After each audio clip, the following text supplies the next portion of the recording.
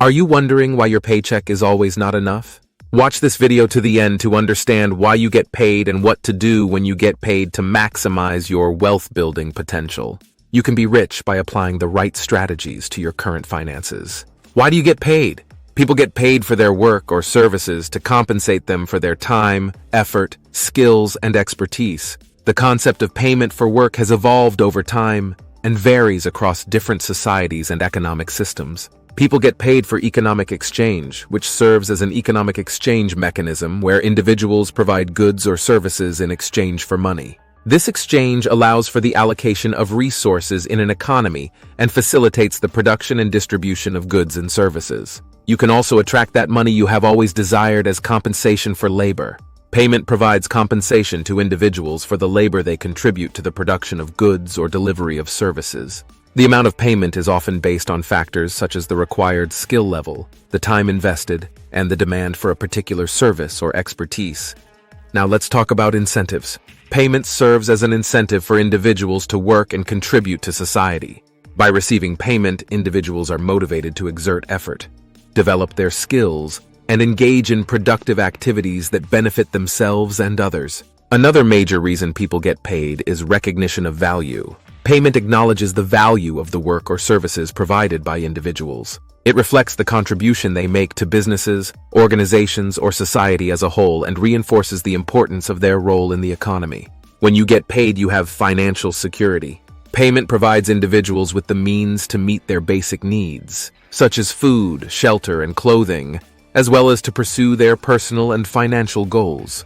It contributes to financial stability and improves the overall well-being of individuals and their families. Getting paid for your time, effort, and value shows fairness and equity. Payment helps ensure fairness and equity in the distribution of wealth and resources within society. It allows individuals to receive compensation based on their contributions and enables them to participate more fully in economic and social activities. Social and economic participation. Payment enables individuals to participate in the economy and society by purchasing goods and services, paying taxes, saving for the future, and contributing to charitable causes. It fosters economic growth and development by supporting consumption, investment, and innovation. Overall, payment plays a crucial role in the functioning of economies and societies by providing individuals with the means to support themselves, incentivizing productive activities, and facilitating economic exchange and development. What should you do when you get paid? When you get paid, it's important to make thoughtful decisions about how you allocate your money to ensure financial stability and achieve your goals. Here are 9 things you can consider doing when you receive your paycheck. 1. Budgeting. Review your income and expenses to create or update your budget. Allocate your money to cover essential expenses like housing, utilities, groceries, transportation, and debt payments. Also, funds should be set aside for savings and discretionary spending. Listen to this story as an illustration of this point. Once upon a time in the bustling city of Metroville, there lived a young man named Brian. Brian was a hard-working accountant who had big dreams of financial stability and success. However, despite his steady income, Brian always found himself struggling to make ends meet. One day, as Brian sat down to review his finances, he realized that he needed a better plan to manage his money. He decided to take control of his finances by creating a budget. Brian meticulously examined his expenses and income, jotting down every penny that flowed in and out of his bank account. He categorized his expenses into essential items like rent, groceries, and utilities, as well as non-essential items like dining out and entertainment. As he analyzed his spending habits, Brian was shocked to discover that he was spending far more on non-essential items than he had realized. He made a vow to himself to cut back on unnecessary expenses and prioritize saving for his future goals. With his newfound determination, Brian set specific financial goals for himself. He wanted to build an emergency fund, pay off his student loans, and eventually save up for a down payment on a house. To stick to his budget, Brian implemented several strategies. He started meal prepping at home instead of eating out, canceled the subscription services that he rarely used, and began tracking his expenses diligently using budgeting apps. At first, it wasn't easy for Brian to adjust to his new budgeting lifestyle. He had to make sacrifices and resist the temptation to splurge on impulse purchases. However, as time went on, Brian began to see the fruits of his labor. With each passing month, Brian's savings account grew steadily. He no longer felt stressed about money and could sleep soundly at night, knowing that he was in control of his financial future. Eventually, Brian achieved his financial goals one by one. He built up an emergency fund that could cover several months' worth of expenses, paid off his student loans ahead of schedule, and even saved up enough for a down payment on a cozy little house in the suburbs. Brian's journey taught him the importance of budgeting and financial discipline. He realized that by being mindful of his spending and setting clear goals, he could achieve financial freedom and live the life of his dreams. And so, armed with his budgeting skills, Brian embarked on a new chapter of his life filled with confidence and prosperity. By the way, subscribe to the channel to gain more insight about your financial freedom. Let's continue. The next thing you can do when you get paid is save for emergencies. Saving for emergencies can be likened to building a safety net beneath a tightrope walker. Just as the safety net provides reassurance and protection in case of a misstep or unexpected gust of wind, an emergency fund offers financial security and stability during times of uncertainty or crisis. Both serve as a cushion to soften the blow of unexpected events, allowing the individual to navigate challenges with greater confidence and resilience. Prioritize building an emergency fund to cover unexpected expenses like medical bills, car repairs, or job loss. Aim to save at least 3 to 6 months' worth of living expenses in an easily accessible account, such as a high-yield savings account. The next thing you can do when you get paid is pay bills. Listen to this story. Once upon a time, in a small town nestled amidst rolling hills and quaint cottages, there lived a young woman named Emily. Emily was carefree and lived life in the moment, seldom worrying about tomorrow's responsibilities. Bills and deadlines seemed like distant concerns in her world of spontaneity and adventure. As days turned into weeks and weeks into months, Emily found herself ignoring the stack of envelopes that arrived in her mailbox each month. These envelopes contained bills for utilities, rent, and other essential expenses. Instead of facing them head-on, Emily chose to push them aside, preferring to spend her money on concerts, dining out, and travel. At first, Emily's neglect didn't seem to have any immediate consequences. She continued to enjoy her carefree lifestyle, oblivious to the mounting pile of unpaid bills. However, little did she know that her actions were setting the stage for a looming financial crisis. One fateful day, Emily returned home from a weekend getaway to find her electricity cut off. Panic set in as she realized the severity of her situation. Without electricity, she couldn't cook, keep her food refrigerated, or even charge her phone. Frantically, she searched through her belongings for candles and matches, feeling the weight of her irresponsibility bearing down on her. As the days passed without electricity, Emily's troubles only grew worse. Her landlord, fed up with her repeated failure to pay rent, served her with an eviction notice. With nowhere else to turn, Emily found herself couch surfing at friends' houses. Her once carefree spirit weighed down by the burden of her unpaid debts. Unable to escape the consequences of her actions, Emily was forced to confront the harsh reality of her financial negligence. She learned the hard way that ignoring bills and neglecting financial responsibilities only leads to chaos and instability. Slowly but surely, Emily began to pick up the pieces of her life. With the help of financial counseling and a newfound commitment to responsibility, she worked tirelessly to pay off her debts and rebuild her credit. Through perseverance and determination, Emily emerged from her ordeal wiser and more resilient than before, vowing never again to underestimate the importance of paying her bills on time. Take care of any outstanding bills to avoid late fees or penalties. Ensure that you pay essential bills like rent or mortgage, utilities, insurance premiums, and credit card payments on time. The next thing you can do when you get paid is invest for the future. Consider investing a portion of your income for long-term goals like retirement, buying a house, or funding your children's education.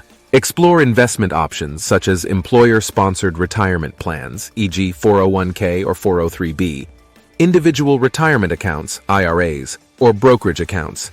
Let's see how Alex did it. Once upon a time in the bustling city of Oak Ridge, there lived a young professional named Alex. Alex had just landed a promising job at a reputable company, and with each paycheck, he found himself faced with a choice: how to make the most of his hard-earned money. Being wise beyond his years, Alex understood the importance of planning for the future. He knew that relying solely on his paycheck wouldn't be enough to achieve his long-term goals, such as retirement, buying a house, and funding his future children's education. So, he decided to explore investment options to grow his wealth over time. First, Alex looked into his employer-sponsored retirement plan, a 401k offered by his company.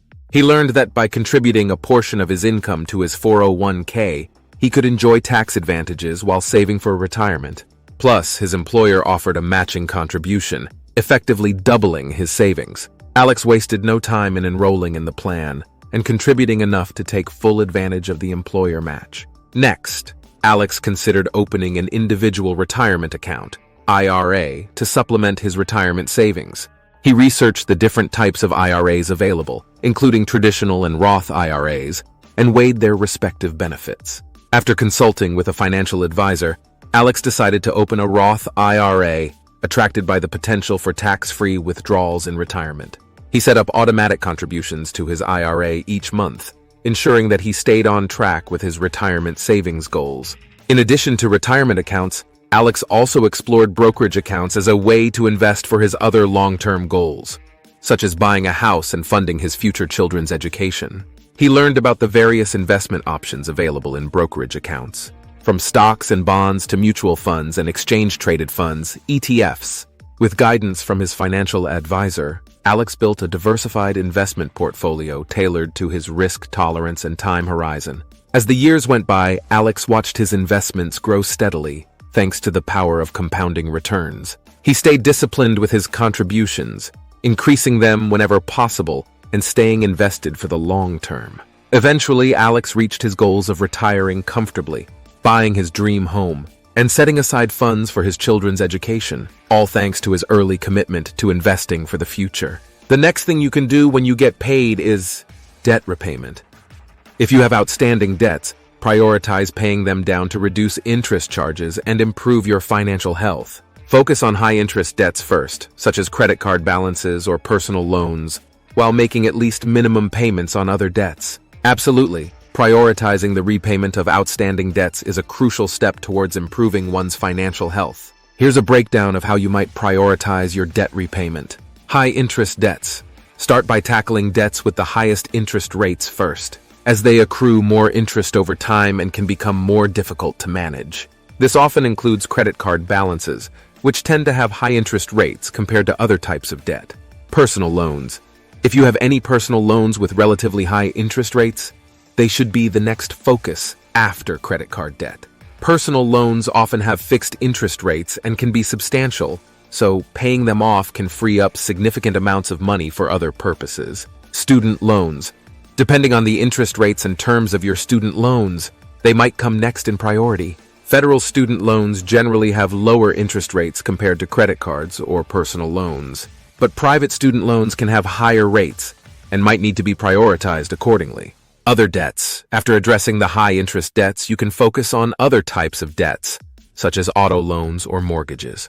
While these debts are often substantial, they typically have lower interest rates compared to credit cards and personal loans. Emergency fund. It's also important to consider building an emergency fund while paying down debts. Having savings set aside for unexpected expenses can prevent you from relying on credit cards or loans in the future, thus helping you avoid accumulating more debt. Minimum payments. Throughout this process, be sure to make at least the minimum payments on all of your debts to avoid late fees and damage to your credit score. Remember, creating a budget and finding ways to increase your income or decrease expenses can also help accelerate the debt repayment process. Additionally, seeking guidance from a financial advisor can provide personalized advice tailored to your specific financial situation. The next thing you can do when you get paid is set financial goals. Identify your short-term and long-term financial goals, such as saving for a vacation, buying a car, or starting a business. Allocate a portion of your income toward achieving these goals by setting up separate savings accounts or investment accounts. Setting financial goals can be likened to embarking on a journey with a clear destination in mind. Just as a traveler plans their route, prepare supplies, and monitor their progress along the way. Setting financial goals involves defining where you want to go financially, outlining the steps needed to get there, and staying vigilant as you navigate through various financial landscapes. Much like a journey, setting financial goals requires careful consideration of resources, potential obstacles, and desired outcomes. It involves making strategic decisions, being adaptable to changing circumstances, and staying focused on the ultimate objectives despite any setbacks encountered. Ultimately, just as a successful journey requires determination, resilience, and a willingness to adjust course when necessary. Achieving financial goals demands discipline, patience, and the ability to stay committed to the journey, no matter how long it may take. Both endeavors offer the promise of personal growth, fulfillment, and the satisfaction of reaching a destination that was once only a dream. The next thing you can do when you get paid is review and adjust withholding tax. Review your tax withholding to ensure that you're having the appropriate amount withheld from your paycheck. Adjust your withholding if necessary to avoid owing taxes or receiving a large refund at tax time. Reviewing your tax withholding is a crucial step in managing your finances effectively. Here's a review of your statement. It's essential to regularly assess your tax withholding to ensure that the appropriate amount is being withheld from your paycheck. If too much is being withheld, you could end up with a large refund at tax time, which means you've essentially loaned the government money interest-free throughout the year. On the other hand, if too little is being withheld, you may end up owing taxes when you file your return, potentially incurring penalties and interest.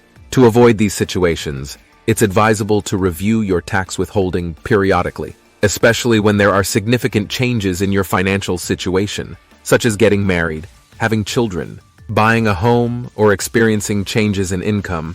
You can use the IRS withholding calculator or consult with a tax professional to determine the appropriate withholding amount based on your specific circumstances. If adjustments are needed, you can update your withholding by submitting a new Form W-4 to your employer. This form allows you to specify the number of allowances you're claiming and any additional amount you want withheld from each paycheck. By adjusting your withholding accordingly, you can ensure that you're neither overpaying nor underpaying taxes throughout the year, thereby optimizing your cash flow and avoiding any surprises come tax time. The next thing you can do when you get paid is contribute to retirement accounts. If you have access to an employer-sponsored retirement plan, such as a 401k or 403b, consider increasing your contributions to maximize employer matching contributions and take advantage of tax benefits. The next thing you can do when you get paid is treat yourself mindfully. Once you've taken care of essential expenses, savings, investments, and debt payments, it's important to allocate a portion of your income for discretionary spending or personal enjoyment. This discretionary fund allows you to indulge in activities that bring you joy, such as dining out, entertainment, hobbies, or occasional treats. However, it's crucial to approach discretionary spending with mindfulness and moderation. Here are some tips to manage this aspect of your finances effectively. Establish a budget. Determine a reasonable amount of your income to allocate towards discretionary spending each month.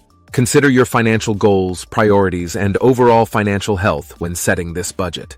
Prioritize. Identify the activities or experiences that matter most to you and allocate your discretionary funds accordingly. Focus on things that bring genuine happiness and fulfillment, rather than indulging in impulse purchases. Track your spending.